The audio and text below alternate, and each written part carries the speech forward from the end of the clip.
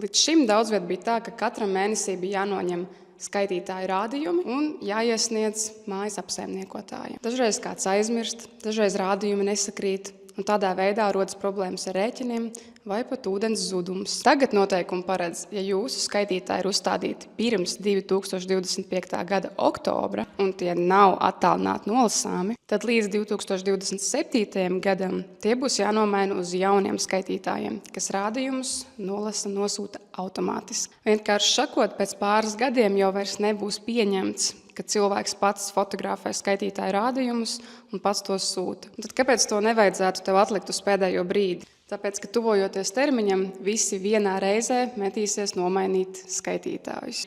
Tad būs rindas, būs stress un iespējams pat augstākas cenas. Mēs redzam, ka mājas, kas pieņem lēmumu jau tagad, ir tikai ieguvēji. Pazūd ūdens zudumi, nav jāsatrauc par rādījuma nodošanu, viss notiek automātiski un viss process notiek mierīgi, šobrīd bez lieka uztraukuma. Tāpēc mūsu ieteikums ir pavisam vienkāršs. Sāciet domāt tagad, nevis pavisam pēdējā brīdī.